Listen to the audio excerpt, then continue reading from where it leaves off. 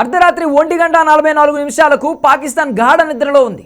పాలకులు ఆర్మీ మాత్రం ఎప్పుడు భారత్ దాడి చేస్తుందో అన్న అనుమానాలతో ఉక్కిరిబిక్కిరవుతున్నారు. కట్ చేస్తే పాకిస్తాన్ పాక్ ఆక్రమిత కశ్మీర్లోకి ఇండియన్ ఎయిర్ ఫోర్స్ ఎంట్రీ ఇచ్చింది. అర్ధరాత్రి 2:07 ఎగ్జిట్ అయింది. ఈ 23 నిమిషాల గ్యాప్లో పాకిస్తాన్ కలలో కూడా ఊహించని విధ్వంసం సృష్టించింది.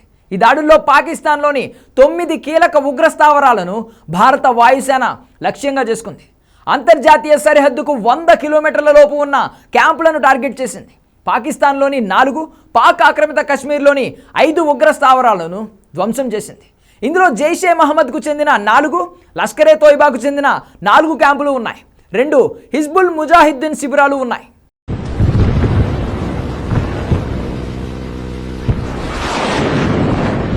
ఎయిర్ ఫోర్స్ దాడి చేసిన ఉగ్రస్థావరాల్లో మొదటిది బహవల్పూర్లోని మర్కజ్ జుబాన్.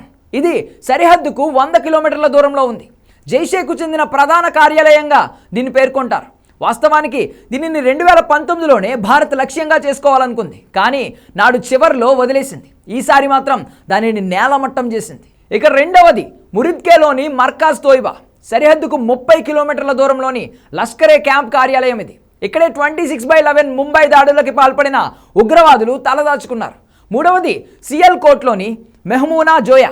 అంతర్జాతీయ సరిహద్దుకు 15 కిలోమీటర్ల దూరంలో ఉన్న హిజ్బుల్ ముజాహిద్దీన్ శిబిరం. నాలుగవది కోట్లీలోని మర్కాజ్ అబ్బాస్ ఉగ్రస్థావరం. ఎల్ఓసికి 35 కిలోమీటర్ల దూరంలో ఈ క్యాంప్ ఉంది. 20 ఏప్రిల్ 2023న పూంచ్లో జరిగిన దాడులకు జూన్ 24న బస్సులో ప్రయాణిస్తున్న యాత్రికులపై దాడికి ఇక్కడ ఉగ్రవాదులే కారణం. ఐదవది కోట్లీలోని మస్కర్ రహీల్ షహీద్. పీఓకేలోని హిజ్బుల్ ముజాహిద్దీన్కు చెందిన స్థావరం ఇది.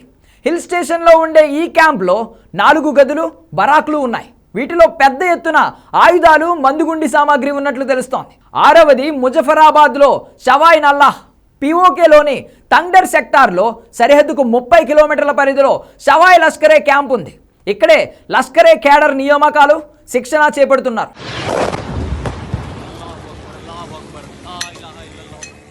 ఇక ఏడవది బర్నాలోని మర్కాజ్ అహ్లే హదీత్ స్థావరం. ఇది లష్కరే క్యాంప్.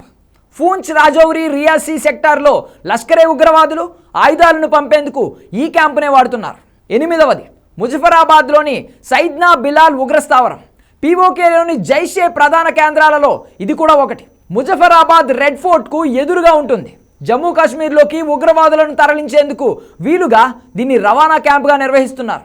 ఇక్కడ ఎప్పుడు 50 నుండి 100 మంది ఉగ్రవాదులు ఉంటారు. చివరిదైన 9వ స్థావరం సజ్జల్. తెహ్రా కలాన్లో ఉండే జైషే మహమ్మద్ ఉగ్రస్థావరం ఇది. దీనిని కూడా జమ్మూ కాశ్మీర్లోకి ఉగ్రవాదులను పంపేందుకు ఉపయోగిస్తున్నారు.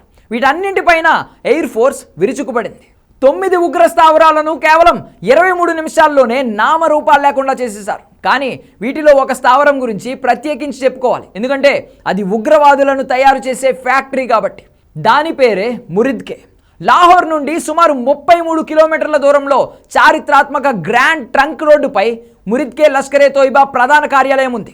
దీనిని మార్కాజ్ ఏ తోయిబా అని కూడా పిలుస్తారు. ఈ ప్రధాన కార్యాలయం జమాత్ ఉద్ దావా అనే ఒక స్వచ్ఛంద సంస్థ పేరుతో నిర్వహణలో ఉంది. కానీ వాస్తవానికి ఇది లష్కర్ సైద్ధాంతిక శిక్షణ కార్యకలాపాల కేంద్రం. సుమారు 200 ఎకరాలలో విస్తరించి ఉన్న ఈ సముదాయంలో మసీదు, పాఠశాల, మదర్సా, ఆసుపత్రి, బ్యాంకు, కార్యాలయాలు, శిక్షణా మైదానం కూడా ఉన్నాయి. ఇక్కడే పాకిస్తానీ, కశ్మీరీ యువకులకు ఉగ్రవాద కార్యకలాపాల కోసం శిక్షణ ఇస్తారు. ఈ స్థావరం వ్యూహాత్మకంగా కూడా ముఖ్యమైంది. దీనిని 1980 చివరిలో లష్కర్ వ్యవస్థాపకుడు హఫీజ్ సయీద్ పాకిస్తాన్ గూఢాచారి సంస్థ ISI సహాయంతో విదేశీ నిధులతో నిర్మించాడు. మొదట దీనిని ఆఫ్ఘాన్ జిహాద్లో సోవియట్ యూనియన్తో పోరాడడానికి నిర్మించాడు. కానీ తరువాత భారత వ్యతిరేక కార్యకలాపాల కేంద్రంగా మారింది. 2008 ముంబై దాడుల్లో పాల్గొన్న అనేక మంది ఉగ్రవాదులకు ఈ మురిద్కేలోని మర్కాజ్లో శిక్షణ పొందారు.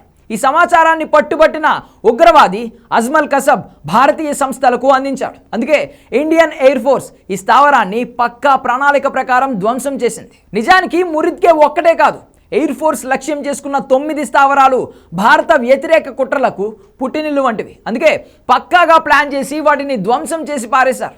ఈ దాడుల్లో సుమారు 90 మంది వరకు ఉగ్రవాదులు మృతి చెందినట్లు తెలుస్తోంది. లష్కరే తోయిబా, మురిద్కే, జైషే మహమ్మద్ బవహల్పూర్ క్యాంపుల్లోనే అత్యధిక ఉగ్రవాదులు చనిపోయినట్లు తెలుస్తోంది. ఈ 2 చోట్ల ఒక్కో క్యాంపులో 25 నుండి 30 మంది మృతి చెందినట్లు తెలుస్తోంది. కానీ తెలియాల్సిన నిజం ఏంటంటే ఆపరేషన్ సింధూర్లో నరరూప రాక్షసులు హఫీజ్ సయీద్, మసూద్ అజార్ హతమయ్యారా లేదా అన్నదే. ఎందుకంటే ఈ ఇద్దరి కథ ముగిస్తేనే మనం పూర్తి విజయం సాధించినట్లు. లేకపోతే ధ్వంసం చేసిన ఉగ్ర స్థావరాలు, పెట్టల్లా రాలిపోయిన ఉగ్రవాదులు మళ్ళీ పొట్టగొడుగుల్లా పుట్టుకునే వస్తారు.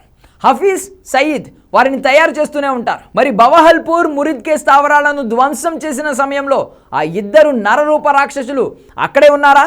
ఉంటే ఎయిర్ ఫోర్స్ దాడిలో మరణించారా? ఈ ప్రశ్నలకే సమాధానం తెలియాలి ఇప్పుడు.